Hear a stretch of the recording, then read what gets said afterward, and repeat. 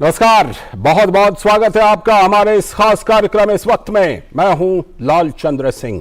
क्या है इस वक्त की बड़ी खबरें जिनके बारे में विस्तार से जानने के लिए आपके मन में है जिज्ञासा, और क्या है इन खबरों के मायने, क्या है इनके पीछे का एजेंडा। देखेंगे पूरी खबर, जुड़ेंगे अपने सहयोगियों से और देखेंगे ग्राउंड सिचुएशन। और आज हम खास तौर पर बात करेंगे कि प्रधानमंत्री नरेंद्र मोदी ने मुख्य सचिवों के सम्मेलन में क्या कुछ खास कहा है, और साथ ही कलकत्ता हाईकोर्ट ने ममता सरकार को कड़ा निर्देश दिया है कि अगर राज्य की पुलिस से हिंसा और व्यवस्था नहीं संभल पाती है तो क्यों न केंद्रीय बलों को बुलाया जाए।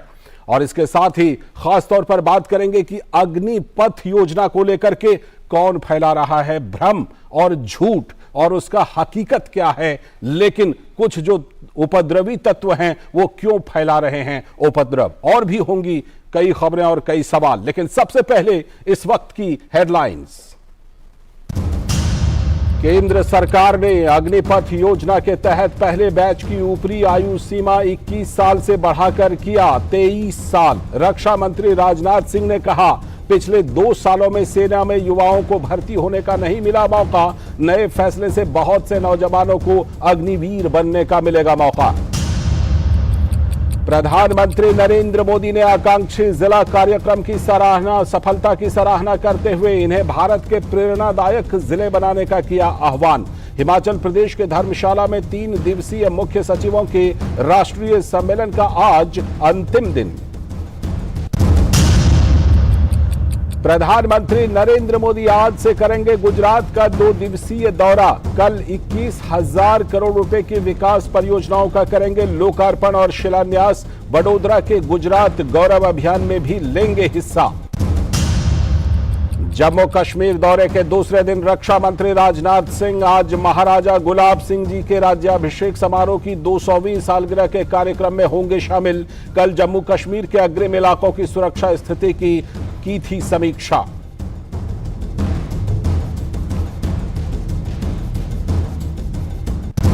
विश्व खाद्य कार्यक्रम ई कॉमर्स, अवैध मछली पकड़ने और निचले स्तर पर मछली पकड़ने पर प्रतिबंध को लेकर 9 साल बाद फिर विश्व व्यापार संगठन के मंत्री स्तरीय सम्मेलन में एक समझौता पारित। वाणिज्य और उद्योग मंत्री पीयूष गोयल ने कहा, लंबे समय से लंबित मुद्दों पर हुई प्रगति, भारत को मिली 100% सफलता।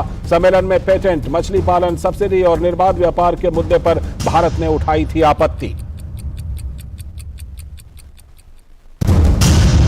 और भारत की मेजबानी में आयोजित आसियान देशों के विदेश मंत्रियों की बैठक आज नई दिल्ली में होगी संपन्न। आसियान भारत वार्ता संबंधों की 30वीं वर्षगांठ के उपलक्ष्य में बैठक का किया गया है आयोजन।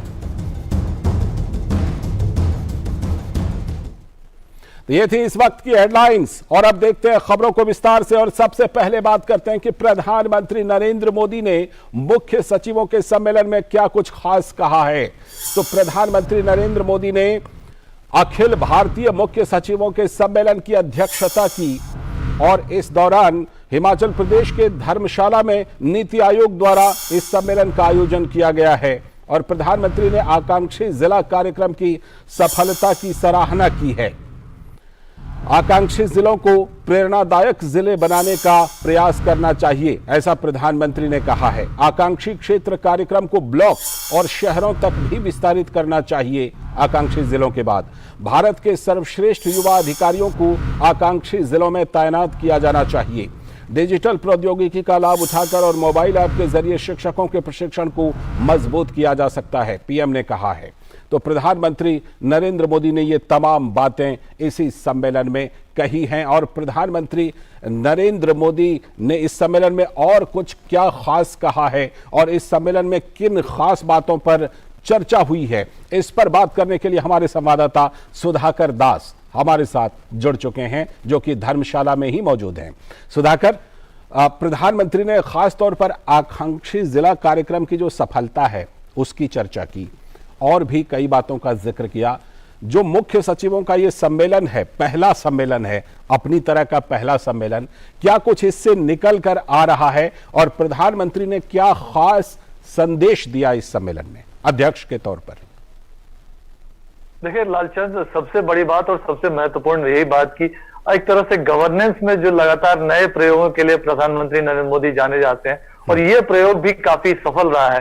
पहली बार देखिए आजादी के 7 दशकों बाद पहली बार इस तरह का चीफ सेक्रेटरीज का यह सम्मेलन आयोजित किया गया और मकसद यही है कि जो सिलोज में कई बार केंद्र राज्य सरकारें काम करती है, विभिन्न विभाग काम करते हैं, तो एक सिनर्जी रहे, एक कोऑर्डिनेशन रहे और उसके जरिए जो तेज विकास के रास्ते पर पीएम मोदी देश को ले जाना चाहते हैं, उस तेज विकास के रास्ते पर देश आगे बढ़ सके, हर राज्य हर केंद्र शासित प्रदेश आगे बढ़ सके।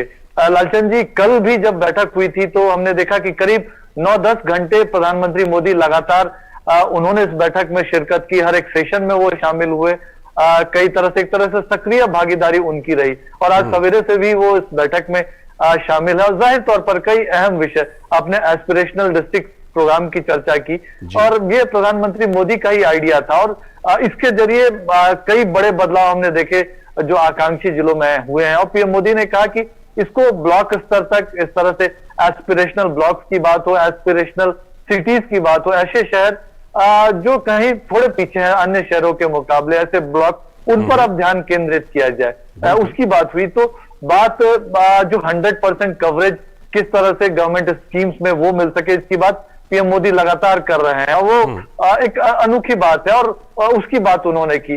देखिए, चाहे विपक्ष शासित राज्य हो, किसी अन्य दलों के शासित राज्य, कहीं भी अगर कोई बेस्ट प्रैक्टिस हो रही है उसको दूसरे राज्य कैसे रेप्लिकेट कर सके, उसको दोहरा सके, उसका अनुपालन कर सके, उसकी भी सलाह पीएम मोदी ने दी है। एजुकेशन पर लालचंद जी बहुत ज्यादा फोकस रहा है। कल 3 घंटे स्कूली शिक्षा को लेकर चर्चा हुई तो आज 2 घंटे जो है आप समझिए कि उच्च शिक्षा को लेकर चाहे क्वालिटी एजुकेशन हो, कैपेसिटी बिल्डिंग हो, फ्यूचर रेडीनेस हो, इन तमाम चीजों पर चर्चा हो रही है। तो आप समझिए कि 20 घंटे अगर प्रधानमंत्री मोदी लगातार चीफ सेक्रेटरीज के साथ मुलाकात करते हैं, बैठते हैं, सक्रिय भागीदारी करते हैं, तो एक रोड मैप तैयार किया जा रहा है अमृत काल में देश को कैसे आगे बढ़ाया जा सके और यहां से जो रोड मैप तैयार किया जाएगा उसको जो गवर्निंग काउंसिल है नीति आयोग की, जिसमें मुख्यमंत्री भी सदस्य होते हैं, उस गवर्निंग काउंसिल में एक टारगेट के साथ उसको आगे बढ़ाया जाएगा। अच्छा, एक अगर इनके संबोधन, प्रधानमंत्री के संबोधन को देखा जाए सुधाकर, तो ऐसा लगता है कि अपने संबोधन में प्रधानमंत्री ने युवा शक्ति के इस्तेमाल और तकनीक के इस्तेमाल पर खास जोर दिया है। तो इस सम्मेलन से ये पैगाम लेकर के जब मुख्य सचिव, सभी राज्यों के मुख्य सचिव अपने अपने राज्य लौटेंगे तो ये उम्मीद की जा सकती है कि प्रधानमंत्री का ये संदेश नए आत्मनिर्भर भारत के निर्माण में कुंजी साबित हो सकता है। बिल्कुल, देखिए, और पीएम मोदी बार बार लगातार इस बात को कहते रहे हैं कि जो देश के युवा है वो देश की ताकत है और देश को आगे बढ़ाने में उनका सबसे ज्यादा योगदान। तो उस लिहाज से युवाओं को कैसे सशक्त किया जा सकता है, तकनीक चाहे खासतौर से, क्योंकि इसीलिए एजुकेशन की मैंने बात की, फ्यूचर रेडीनेस कैसे हो, उस पर बहुत ज्यादा फोकस इस पूरे सम्मेलन में। जी सुधाकर, आपकी आवाज हम तक दूसरी जो अहम बात लालचंद, ये बात भी प्रधानमंत्री मोदी लगातार कह रहे हैं कि डिजिटल तकनीक का ज्यादा से ज्यादा इस्तेमाल हो, खास तौर से जो एग्रीकल्चर कृषि का क्षेत्र है या फिर अन्य क्षेत्र है, तो उसके बारे में भी प्रधानमंत्री ने सम्मेलन में चर्चा की। राज्यों का जो फिजिकल, लालचंद मेरी आवाज आपको मिल रही है? बिल्कुल बिल्कुल मिल रही है, बात पूरी कीजिए।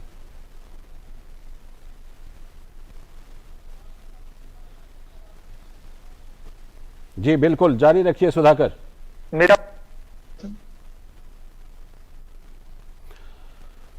सुधाकर, आपकी आवाज हमें मिल रही है, आप जारी रखिए अपनी बात।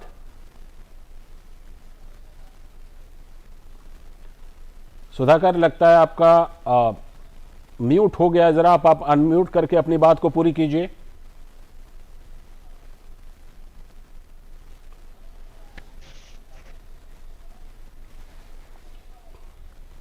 तो सुधाकर से हमारी बात हो रही थी और सुधाकर ने जो जिस तरह से बात बताई कि प्रधानमंत्री नरेंद्र मोदी ने जो वहां पर संदेश दिया है उसका निश्चित तौर पर सभी राज्यों में फायदा मिलेगा, क्योंकि राज्यों के मुख्य सचिवों का ये अपनी तरह का पहला सम्मेलन है जिसमें प्रधानमंत्री ने अपना संबोधन दिया है। तो आगे हम इस वक्त में देखेंगे कुछ और भी बड़ी खबरें और बात करेंगे बड़े एजेंडे पर भी, लेकिन फिलहाल वक्त है एक ब्रेक का।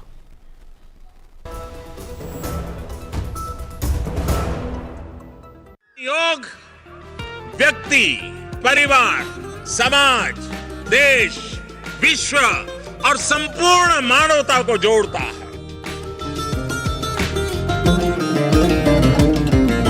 भारत का उपहार है, योग रोग पे प्रहार है। आपदा की हार है, योग तो पालनहार है। देश देश का पथ दर्शन, अंतर मन का नव सर्जन। विश्व एक परिवार ने योग को किया है वंदन।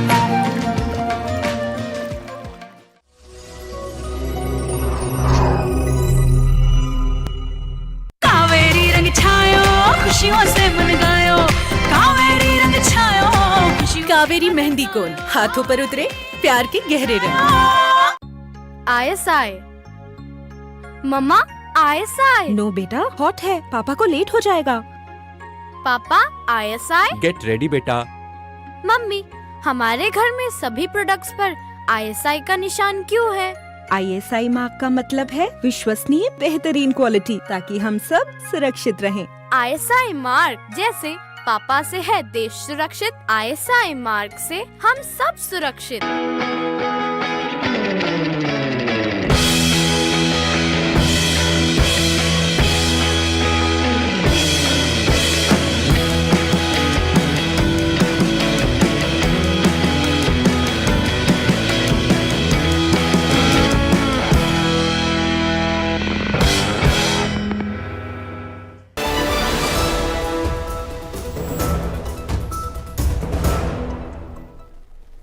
ब्रेक के बाद एक बार फिर से आपका स्वागत है। डीडी न्यूज पर देख रहे हैं आप इस वक्त, और अब इस वक्त में हम बात करेंगे कलकत्ता हाई कोर्ट ने पश्चिम बंगाल की ममता सरकार को खास निर्देश दिया है। और ये क्या निर्देश है, इस पर हम आपको बताएंगे कि कलकत्ता हाई कोर्ट ने पश्चिम बंगाल की ममता सरकार को दिया निर्देश।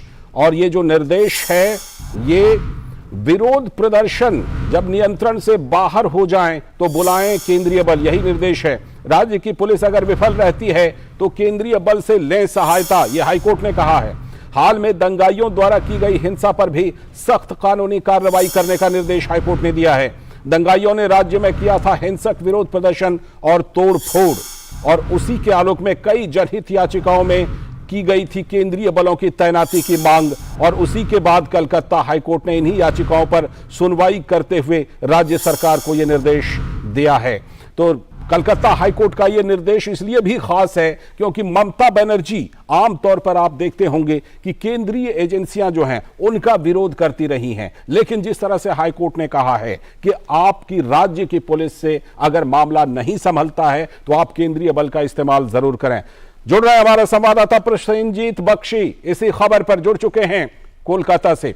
प्रसेनजीत जी, जिस तरह से ममता बनर्जी को हाईकोर्ट ने यह खास निर्देश दिया है, ममता बनर्जी सरकार को, अपने आप में इससे दो सवाल खड़े होते हैं। एक तो पहली बात यह कि जो राज्य की पुलिस है वो कहीं ना कहीं अक्षम है, वो कहीं ना कहीं नहीं संभाल पा रही है, ऐसा पिछले दिनों दिखा भी है। और दूसरी बात यह कि ममता बनर्जी जो केंद्रीय एजेंसियों का विरोध करती हैं, उस सोच को, उस बात को हाईकोर्ट ने तगड़ा झटका दिया है। देखिए लालचंद, मैं ये कहना चाहूंगा कि ये पुलिस का कमी नहीं है। पुलिस को अपना काम अगर करने दे तो पुलिस करे ना जी। तो सवाल इस जगह पे है कि आरोप पुलिस के ऊपर नहीं है, आरोप पुलिस के राजनीतिकरण की जो प्रक्रिया ममता बनर्जी पिछले 10-11 सालों से करते आ रही है उसी का है, या उसके पहले वामपंथियों ने जिस तरह से पुलिस का राजनीतिकरण करने की पूरी तरह से एक सिलसिला चालू कर दिया, तो उसकी जो नतीजा है वो है आज ये हाईकोर्ट की ये जो नजरिया है, उसकी ये जो आदेश है, उसी को हम इस तरह से देखेंगे। क्योंकि जो हम देखें कि एक घटना घटी, किसी ने कुछ बयान दे दिया, उसके ऊपर पूरी तरह से कार्रवाई जो होना था वो हो चुका था। उसके 10 दिन बाद, आराम से 10 दिन बाद पूरी तरह से एक सोचे समझे साजिश के तरह जी पहले हावड़ा जिला को, उसके बाद नदिया और मुर्शिदाबाद जिले को जिस तरह से मतलब दंगाइयों की हवाला कर दिया गया था और पुलिस ने पूरी तरह से निश्चुप होकर दर्शक बनने के लिए मजबूर हो गई थी,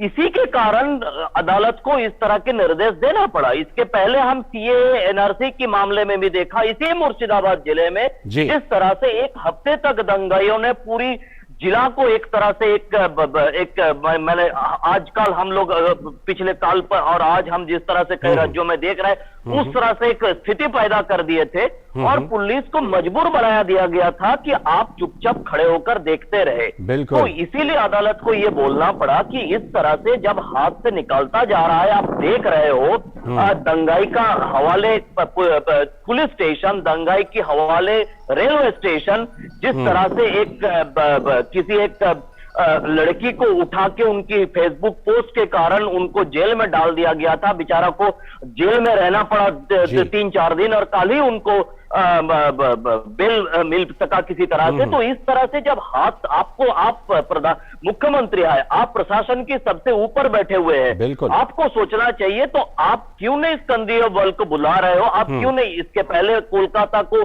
तस्लीमा नासरीन इंसिडेंट में देखने को मिला कई साल पहले, जब तस्लीमा नासरीन को कोलकाता से हटाया गया था। तो इस तरह से जब तो अदालत की ये कहना है कि आप सोचो और केंद्रीय बल को बुलाओ और स्थिति को अपने काबू में लाओ। इसके बीच में आप जो दूसरा सवाल आपने पूछा कि केंद्रीय बल के खिलाफ है, तो उसमें भी केंद्रीय अदालत ने समझा दिया है कि ये पूरा देश है, ये फेडरल स्ट्रक्चर के नाम पर कोई बंगाल अलग प्रदेश नहीं है।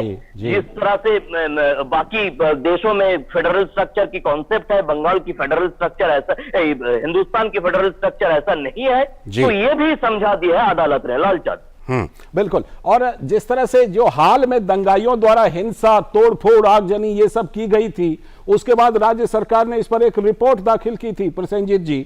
तो हाई कोर्ट की जो ये टिप्पणी है, वो टिप्पणी अपने आप में बताती है कि उस रिपोर्ट से हाई कोर्ट संतुष्ट नहीं है कि किस तरह से सरकार ने, प्रशासन ने काम किया और पुलिस ने जिस तरह से काम किया है। बिल्कुल संतुष्ट नहीं है लालचंद। देखिए, आज ये जो मैं आपसे बात कर रहा हूं मोबाइल के थ्रू, इंटरनेट के थ्रू, पहले ये सोच भी नहीं सकते थे हम लोग।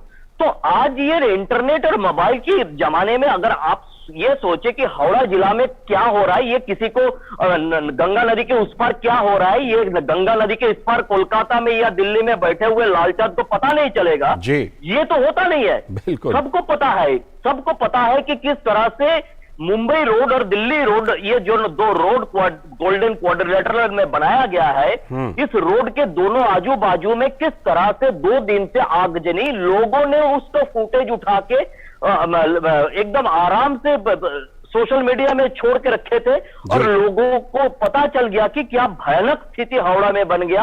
और सिर्फ हाई रोड के ऊपर नहीं है, गांव गांव में अंदर अंदर क्या भयानक स्थिति हावड़ा में बन गया था। क्या भयानक स्थिति बेथुआ डोहरी नदिया में, जिस तरह से लोगों ने स्टेशन के अंदर आके ट्रेन को जला दिया, किस तरह से मुर्शिदाबाद की बेलडांगा में, शक्तिपुर में, सूजा, ये सब जगह पे लोगों ने दंगाई के हवाले हो गया था पूरे गांव और पूरे जो जगह। तो ये लोगों को देखने को मिल गया। ये छिपाने की कोई बात नहीं है कि छिपाने से सब कुछ हो जाएगा। तो इसीलिए ने अदालत ने बताया कि जो रिपोर्ट आपने दिया है इसका कोई मतलब नहीं है, क्योंकि सब कुछ सबके सामने है। जो कुछ भी हुआ है अदालत को भी उसके बारे में पता है और लोगों को भी पता है। इसीलिए जो हाथ से निकल गया है, आप केंद्रीय बल को बुला लो, लालचंद जी। और जिस तरह से प्रसेनजीत जी, ममता सरकार को यह टिप्पणी दी गई है, हम जानते हैं पश्चिम बंगाल में जो हिंसा, उपद्रव, इसका कई बार हम देखते हैं, कई बार ऐसी घटनाएं होती हैं। तो क्या टीएमसी की तरफ से या ममता सरकार की तरफ से हाई कोर्ट की इस टिप्पणी के बाद, इस निर्देश के बाद कोई प्रतिक्रिया आई है कि वो आगे के लिए इससे कुछ सबक लेंगे, या कोई प्रतिक्रिया उन्होंने दी है? नहीं लालचंद, जाहिर सा कोई प्रतिक्रिया नहीं है, कोई एक थोड़ा सा भी एक शब्द भी नहीं है प्रतिक्रिया के रूप में।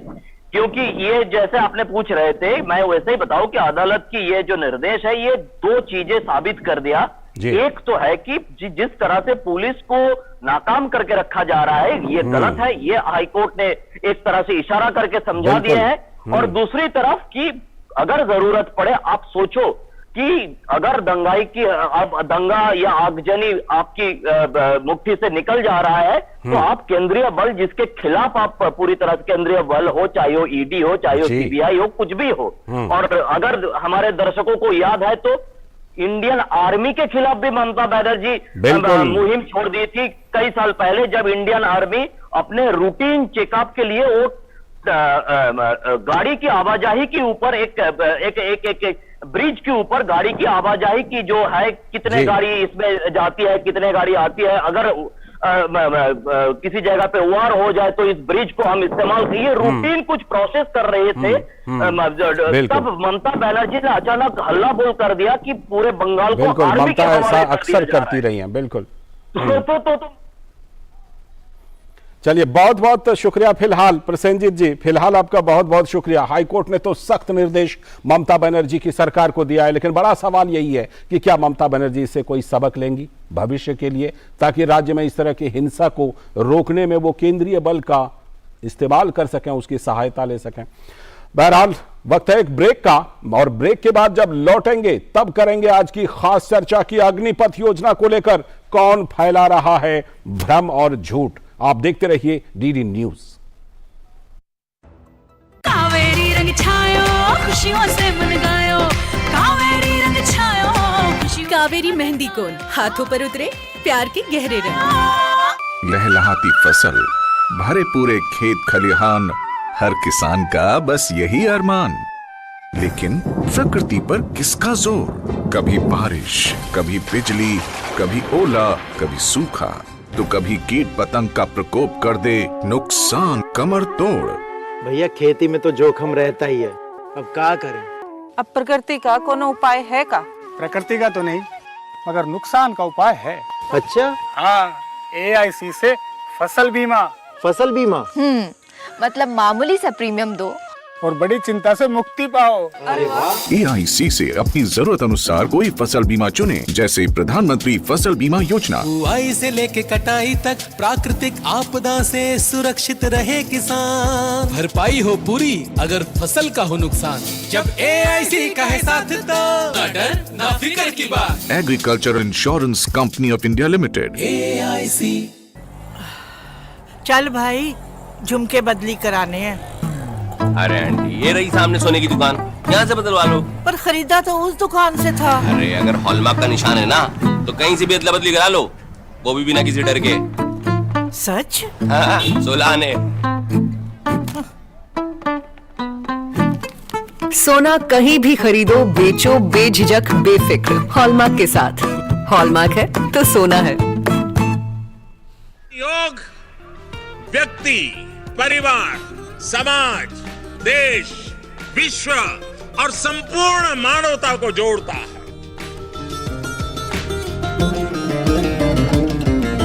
भारत का उपहार है, योग रोग पे प्रहार है। आपदा की हार है, योग तो पालनहार है। देश देश का पथ दर्शन, अंतर मन का नव सर्जन। विश्व एक परिवार ने योग को किया है बंधन।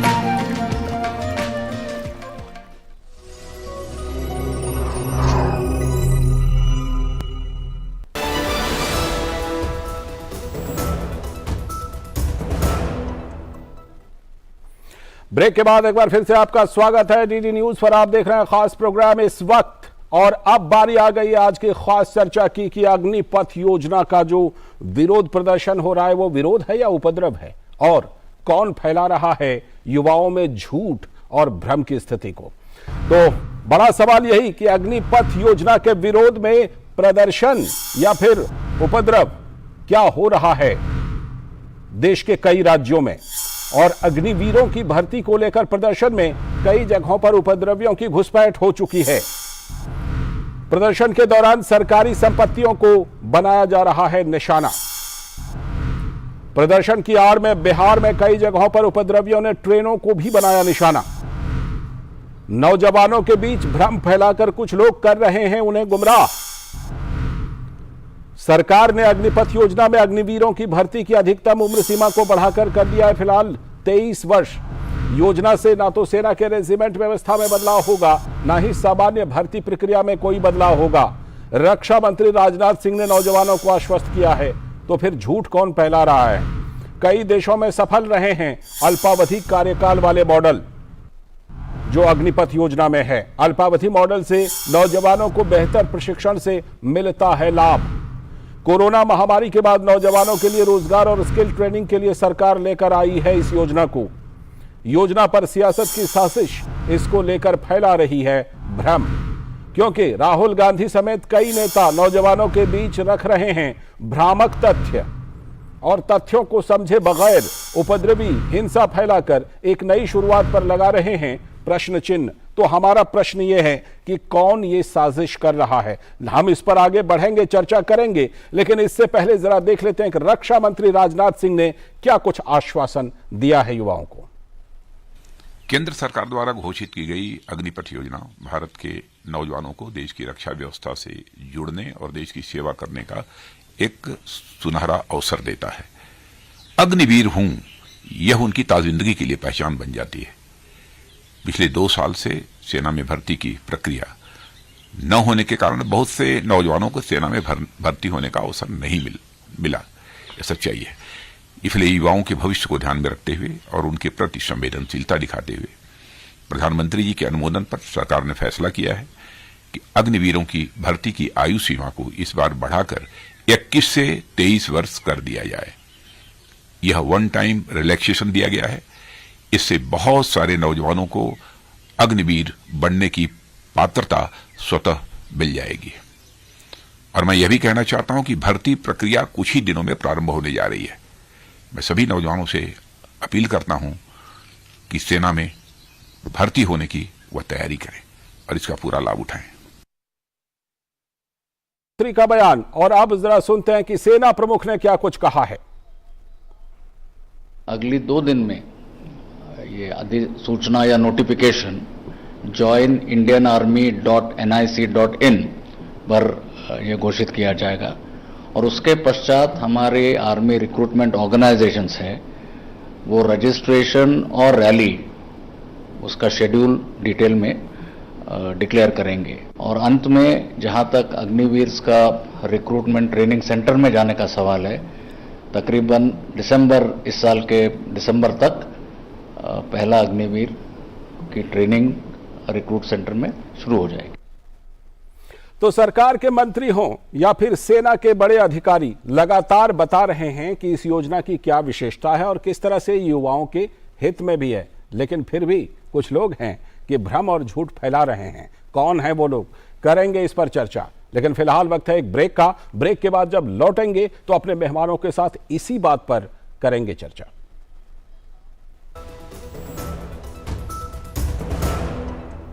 कावेरी रंग छायो खुशियों से मन गायो, कावेरी रंग छायो खुशी। कावेरी मेहंदी कोन हाथों पर उतरे प्यार के गहरे रंग।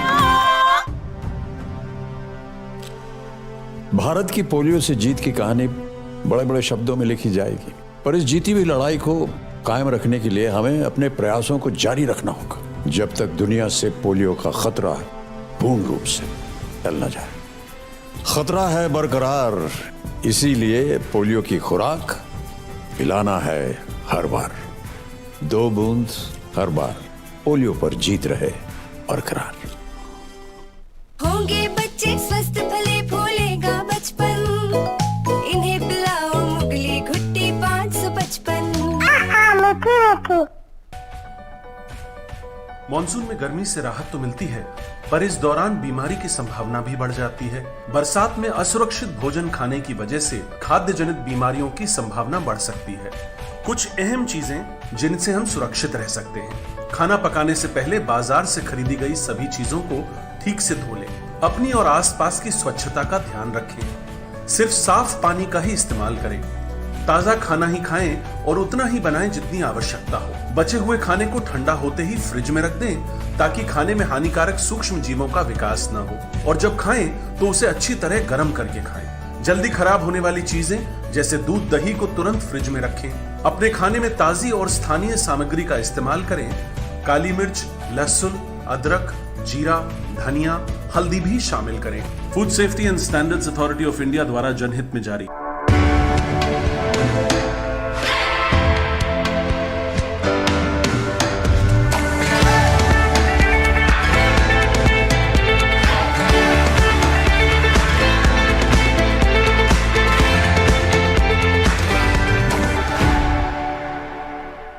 योग व्यक्ति, परिवार, समाज, देश, विश्व और संपूर्ण मानवता को जोड़ता है।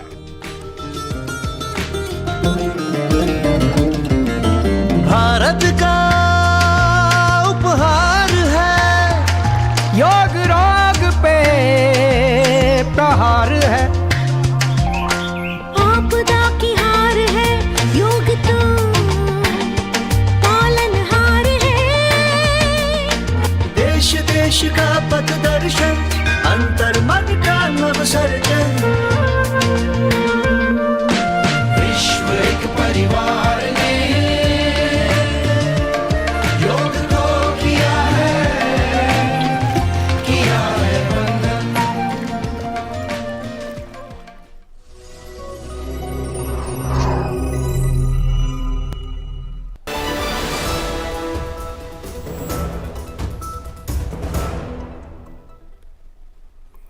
ब्रेक के बाद एक बार फिर से आपका स्वागत है। डीडी न्यूज पर देख रहे हैं आप इस वक्त। और ब्रेक पर जाने से पहले हमने आपको बताया था कि अग्निपथ योजना को लेकर जो विरोध प्रदर्शन हो रहा है वो विरोध है या फिर उपद्रव है, और कौन युवाओं में झूठ और भ्रम को फैला रहा है।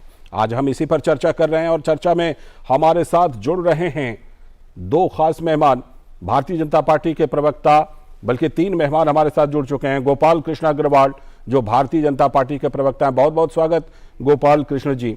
साथ में हमारे साथ राहुल लाल हैं जो कांग्रेस समर्थक राजनीतिक विश्लेषक हैं। राहुल जी स्वागत बहुत बहुत। और साथ में हमारे साथ कर्नल डीपी के पिल्लई हैं जो रिसर्च फेलो हैं, MP IDSA and former adviser international committee of red cross. बहुत बहुत स्वागत आपका भी कर्नल डीपी के पिल्लई।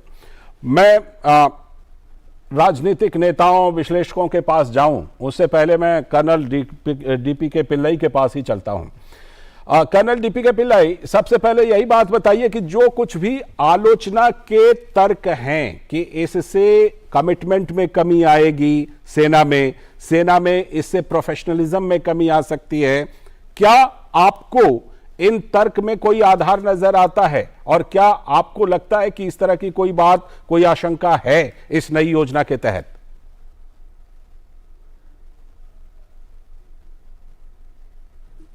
ये मुझे कि नई योजना में कोई पहले बात तो कोई एक ऐसा स्कीम नहीं होता जो पहले से शुरू में ही 100% सही हो। इसमें हमेशा इम्प्रूवमेंट किए जाते हैं एंड जो है, और ये 10 कमांडमेंट्स की तरह नहीं है कि ये सेट इन स्टोन है, इसको बदला नहीं जा सकता है। और आपने देखा है हाल ही आज सवेरे गवर्नमेंट ने 23 साल तक बढ़ा दिया है उम्र को, जो लोगों ने मिस किया है रिक्रूटमेंट उसको बढ़ाने के लिए। और ये स्कीम आपको मालूम होना चाहिए कि कारगिल के युद्ध के बाद में जो कारगिल रिव्यू कमेटी के सुब्रमण्यम के नीचे बिठाया गया, उसके बाद में जो 4 ग्रुप ऑफ मिनिस्टर, जो 4 टास्क फोर्स बने थे, ग्रुप ऑफ मिनिस्टर्स रिपोर्ट बना था reforming the national defence security system, उसमें बताया गया था एक प्रोफाइल होना चाहिए, यंग प्रोफाइल। उसी के बेसिस पे आर्मी ऑफिसर्स का प्रमोशन को यंग प्रोफाइल बनाया गया। कर्नल्स जो थे, फुल कर्नल्स, यंग 16 इयर्स के सर्विस में फुल कर्नल्स बन रहे थे जो कमांड ले रहे थे, बिकॉज उन्होंने देखा था कारगिल युद्ध में प्रोफाइल हमारा काफी एजेड है बाकी आर्मीज के, तो इसीलिए उनको जरूर। और ये 20-22 साल के बाद में सीडीएस भी उसी में रिकमेंडेशन था, ये जो था ये सीडीएस बनना था, ये 22 इयर्स लगा इसको बनने में, एंड ये भी एक ही इसी के प्लान के मुताबिक था। अब दूसरी बात आता है कि आप लोग कह रहे हैं कि ये 4 साल बहुत कम है। मैं कहना चाहता हूं कि आप खुद देखेंगे, आप आर्मी में आएंगे तो हमारे जब हम 25-26 साल के थे, हमको भी इच्छा था कि हम बाहर जाएं, और हमारा लक्ष्य जो है सेवा जो करना था हमने फौज में कर लिया था, और जो डिसिप्लिन और अनुशासन और ये सब, उसके बाद हम चाहते थे कि हम बाहर जाएं। हमारे कई लोगों में होता है कि ऐसे ना, और देखें हमने आज देखा है, जो हमने हमारे साथी जिन्होंने फौज छोड़ा उस उम्र में, आज काफी बड़े बड़े स्तर पे बैठे हैं, अच्छे पोजीशन में बैठे हैं, बिजनेसमैन बने हैं, अच्छे बड़े बड़े कंपनी चला रहे। तो ये it is something, it is a blessing इनके लिए, जो है ये जो भर्ती होने का मौका मिल रहा है, और उनको ये मौका मिल रहा है 5 साल में, 4 साल में आप बाहर छोड़ेंगे और आपको सरकार मदद करेगा पूरा आपके जो रीलोकेशन एम्प्लॉयमेंट के लिए, और जो आपको डिग्री दिया जाएगा अगर आप 12वीं पास हो। तो ये इट इज समथिंग, एक ब्लेसिंग के तौर से देखा जाना चाहिए। अनशन फैलाने वाले ये इसके इस एंट्री के पहले बात तो सब में एक इच्छा होता है, एक सब आदमी जो देश प्रेमी होते हैं उन सब में होता है कि एक देश का सेवा करने का मौका। बिल्कुल, ये मौका है। लौटता हूं आपके पास कर्नल डीपी के पिल्लाई जी। मैं गोपाल कृष्ण जी के पास जाऊं उससे पहले राहुल लाल जी, अभी आपने सुना इस योजना को, कैसे इस योजना की संकल्पना बनी, क्यों इसकी जरूरत महसूस की गई, और उसके बाद इस योजना को सरकार लेकर आई है। लेकिन राहुल गांधी समेत तमाम नेता आखिर क्या आपत्ति है इस योजना को लेकर, जिसको लेकर इस तरह का ट्वीट कर रहे हैं, और उसके बाद युवाओं में एक तरह का हम देख रहे हैं कि वो उपद्रव, कुछ लोग उपद्रव कर रहे हैं। तो आखिर क्या योजना में क्या कमी है राहुल लाल जी? राहुल जी, हाँ जी, मैं कह रहा हूं कि जो युवा धरना प्रदर्शन कर रहे हैं उन लोगों से मैं कहूंगा कि शांतिपूर्ण धरना प्रदर्शन करें, सरकारी संपत्ति हम सबों की है, उसको नुकसान ना पहुंचाए। ये अच्छी बात। दूसरी चीज की देखिए, ये चीज कहा जा रहा है कि भाई राहुल गांधी तथ्यात्मक भ्रम फैला रहे हैं। राहुल गांधी का रिकॉर्ड रहा है, उन्होंने जो चीजें कही है वो बिल्कुल सही कही। तो इसमें तथ्यात्मक भ्रम जो है वो सरकार खुद फैला रही है, सरकार के मंत्री फैला रहे हैं। अच्छा, बहुत सारे आर्मी वेटरन जो पुराने लोग हैं, आप ठीक है यहाँ पे कुछ लोग समर्थन में बात कर रहे हैं, लेकिन आप देख लीजिए अलग अलग लोग अपने आर्टिकल्स में क्या लिख रहे हैं, तमाम तरह की क्या चीजें कह रही हैं। नंबर 1 चीज देखिए, इसके 2 पहलू हैं। सबसे पहला पहलू तो यह है कि जो अग्निवीर बनने जा रहे हैं उनका क्या होगा, और दूसरा चीज हमारी सेना का क्या होगा, क्योंकि अभी लड़के पूरे भारत भर में एक तरह से बाहर सड़कों पे निकले हुए हैं। उनकी चिंता क्या है, 2019 के बाद से कोई भर्ती नहीं निकली थी। अब वो जो सपना देख रहे हैं वो सेना में 4 साल जाने का सपना नहीं देख रहे हैं। आपको विकल्प देना है। अभी आप कह रहे थे यहाँ पे वेटरन साहब बता रहे थे कि भाई बाहर लोगों को निकलने की इच्छा होती है, जिनको निकलने की इच्छा हो स्वाभाविक तौर पर कोई निकलना चाहे उनको 4 साल आपके सवालों पर मैं जवाब लेता हूं। लेकिन जबरन 75% लोगों को तो आप जबरन बाहर निकाल रहे, 25% लोगों को रखेंगे। अच्छा, ध्यान रखिएगा लालचंद साहब, लगभग 1 करोड़ लोग इन परीक्षाओं में शामिल होते हैं प्रतिवर्ष। अगर पुराने आंकड़े देखेंगे, तमाम वो फिटनेस के तमाम तरह के शारीरिक मापदंडों को पूरा कर रहे हैं, लिखित योग्यता को पूरा कर रहे हैं। फिर उसके बाद जब वो आर्मी में रहने की पूरी योग्यता साबित कर रहे हैं, उनकी इच्छा है देश सेवा करने की, तो फिर 75% को बाहर का रास्ता, देश सेवा का उनको और अन्य जगहों पर मौका मिलेगा ना, जैसे पैरामिलिट्री फोर्सेस वगैरह। लेकिन आपके सवालों पर जवाब ले लेता हूं गोपाल कृष्ण जी से। गोपाल कृष्ण जी, राहुल लाल कह रहे हैं कि सरकार और उनके मंत्री ही भ्रम फैला रहे हैं। क्या अपनी बात को सरकार, मंत्री और सत्ताधारी पार्टी युवाओं तक ठीक ढंग से पहुंचा नहीं पा रही है क्या, जो इस तरह के विरोध प्रदर्शन हो रहे हैं? गोपाल जी, नहीं, देखिए, सरकार ने बहुत स्पष्ट रूप से, चाहे प्रेजेंटेशन के माध्यम से, पोस्टर्स के माध्यम से, प्रेस कॉन्फ्रेंस के माध्यम से, जो FAQ हैं, जो प्रश्न लोगों के उठ रहे हैं, उन सब का भी सीधा जवाब दे दिया। और आज अभी पिल्लई साहब भी जैसे बताया कि सरकार तुरंत कल, जैसे एक बात ध्यान में आई लोगों के बात से कि जो 2 साल कुछ लोग रह गए, उनकी उम्र निकल गई, तो उनके लिए भी तुरंत आज ही बदलाव कर। बिल्कुल, रक्षा मंत्री ने ऐलान किया है।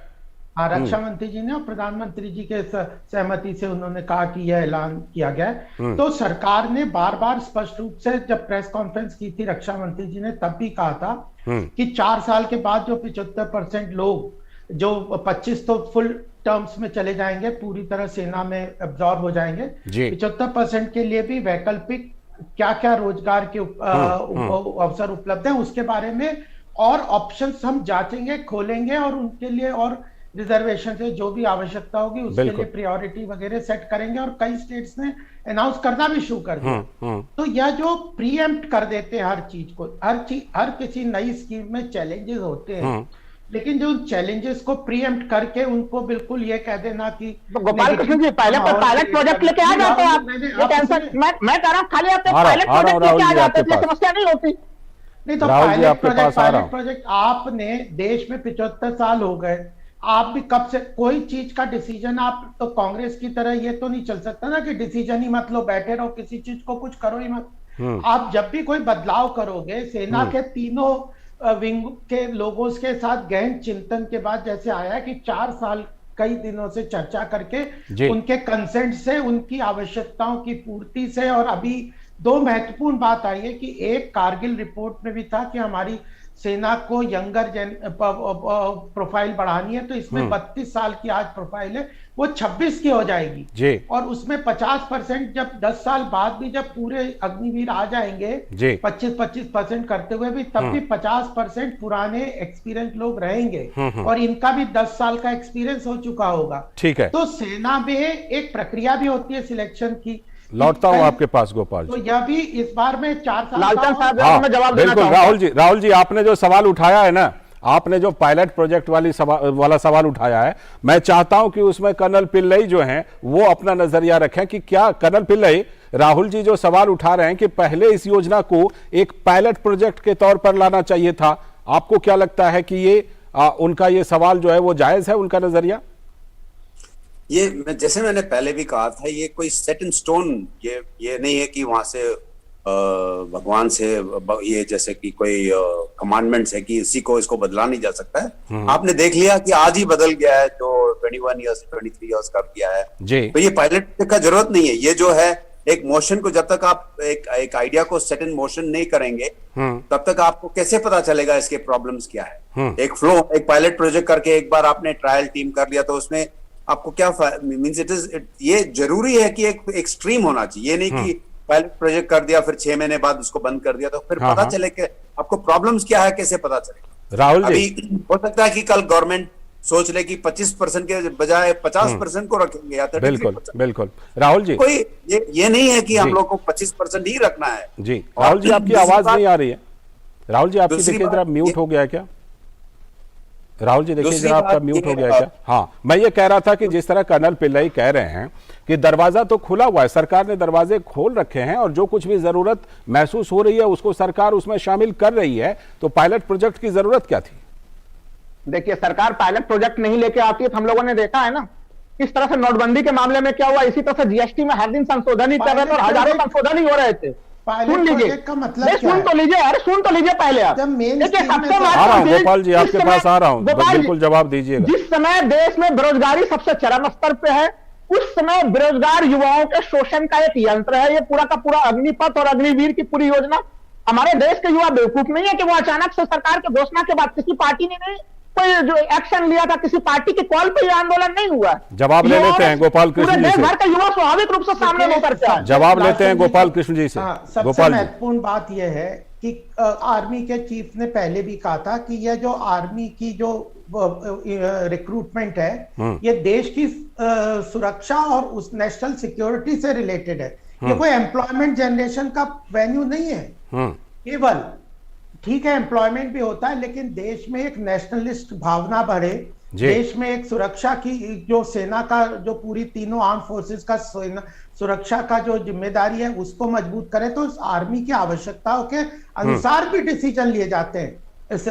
एम्प्लॉयमेंट जनरेशन हो रहा है, लेकिन एम्प्लॉयमेंट जनरेशन के लिए सरकार ने 10 लाख नौकरियों का भरने का अलग से अभी प्रधानमंत्री जी ने परसों ही तो अनाउंसमेंट किया। बिल्कुल, 1.5 साल के अंदर सरकारी नौकरियों में वो है एम्प्लॉयमेंट। ये इसी को आप एम्प्लॉयमेंट के लिए, जनरेशन के लिए, ये जो कांग्रेस भ्रम फैलाती है एम्प्लॉयमेंट, कोई भ्रम नहीं फैला जा रहा है। मैं आपके इस बात से सहमत हूं एम्प्लॉयमेंट के मामले से, लेकिन लोग हैं आप देश की सुरक्षा के साथ खिलवाड़ नहीं कर सकते। नहीं, लेकिन इसमें राहुल जी सुरक्षा के साथ खिलवाड़ हो रहा है या नहीं हो रहा है, ये तो हमसे आपसे बेहतर जो सेना के बड़े अधिकारी हैं, रक्षा विशेषज्ञ हैं, वो इन चीजों को, इन बारीकियों को ज्यादा अच्छी तरह समझते हैं और उनसे व्यापक विचार विमर्श करके ही इस योजना को लाया गया। चलिए फिलहाल आप तीनों का बहुत बहुत शुक्रिया। 6 साल लग जाते हैं। चलिए आप तीनों का बहुत बहुत शुक्रिया। लेकिन ये बात मैं कर्नल पिल्लई आपका और राहुल लाल जी आपका और गोपाल कृष्ण जी आप तीनों का शुक्रिया, लेकिन ये बात बिल्कुल सच है कि सरकार ने जो सुरक्षा विशेषज्ञ हैं उनसे पूरी तरह से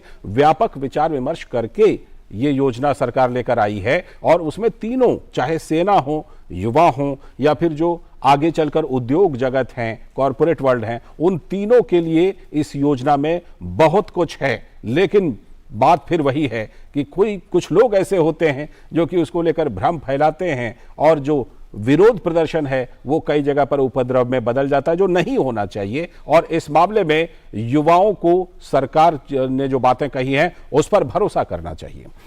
बहरहाल बढ़ते हैं अगली खबर की तरफ, और हमारी जो अगली खबर है वो महाराष्ट्र की गठबंधन सरकार, महाआघाड़ी सरकार में जो तनातनी, नई तनातनी आई है। तनातनी तो पहले से भी चलती रही है, लेकिन जो नई तनातनी आई है उसको लेकर अगली खबर है कि महाराष्ट्र संकट में आ गई है। महाराष्ट्र की महाआघाड़ी सरकार, यह इसलिए सवाल बन रहा है क्योंकि राज्यसभा में अपनी हार के बाद शिवसेना ने आगामी एमएलसी चुनाव में अपना रुख कड़ा कर लिया है और अब एनसीपी, कांग्रेस और शिवसेना अपनी अपनी क्षमता से चुनाव लड़ेंगे, एमएलसी चुनाव, यानी कि अलग अलग लड़ेंगे। शिवसेना ने अपना समर्थन कांग्रेस को देने से मना कर दिया है, तो इसी से जो दरार है वो दिखाई पड़ रही है। शिवसेना की ना से कांग्रेस को हो सकता है 1 सीट का नुकसान। कांग्रेस नेता मिलिंद देवड़ा ने बीएमसी को एशिया का सबसे भ्रष्ट नागरिक निकाय कहा है, यानी शिवसेना पर सीधा हमला। और बीएमसी के चुनाव से पहले कांग्रेस ने नगर निगम के चुनाव में अपनी भूमिका को साफ कर दिया है। एनसीपी सुप्रीमो शरद पवार का नाम राष्ट्रपति पद के लिए उम्मीदवार के लिए चर्चा में विपक्ष लेकर आया, लेकिन राष्ट्रपति चुनाव से पहले ही महाराष्ट्र विकास आघाड़ी में मच गया है ये घमासान।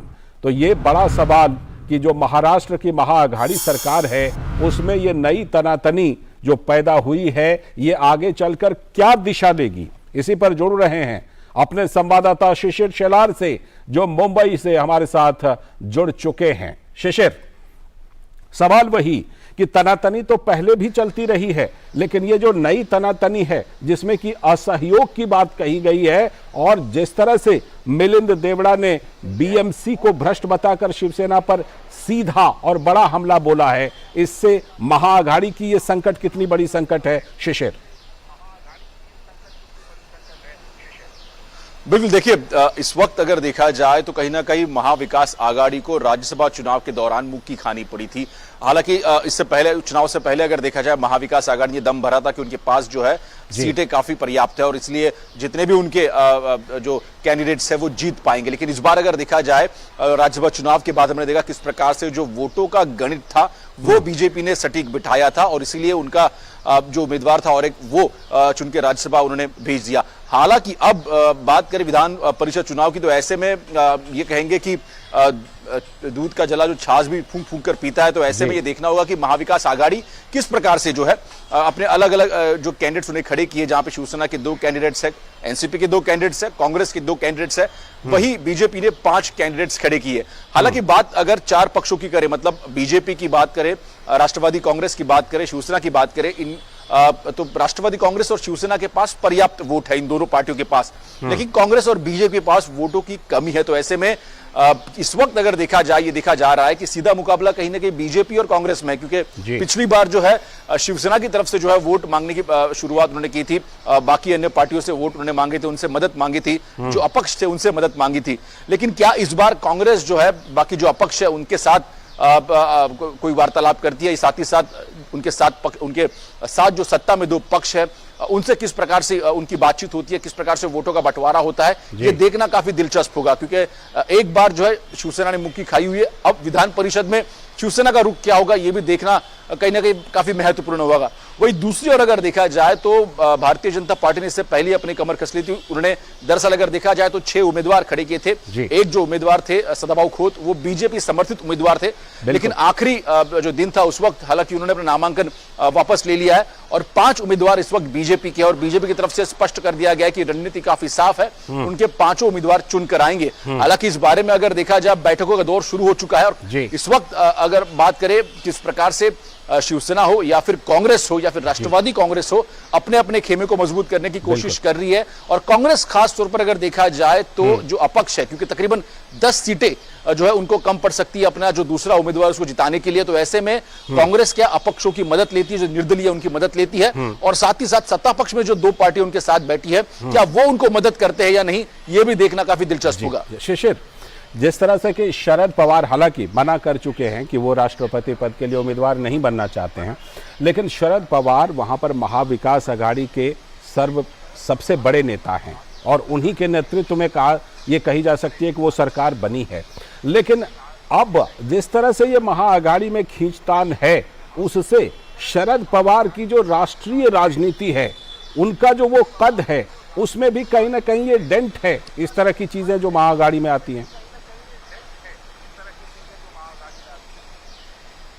बिल्कुल, देखिए हालांकि उनके नाम की चर्चा जरूर हुई थी और खास तौर पर अगर देखा जाए तो उनकी नाम की चर्चा और किसी ने नहीं बल्कि उनके साथ ही सत्ता में इस वक्त राज्य में जो पार्टी है शिवसेना, उन्होंने की थी। हालांकि शिवसेना के प्रवक्ता और सांसद जो है संजय राउत ने कहा था कि शरद पवार हालांकि अच्छा विकल्प हो सकते हैं राष्ट्रपति पद के लिए, काफी मुखर रहे इस बारे में हो।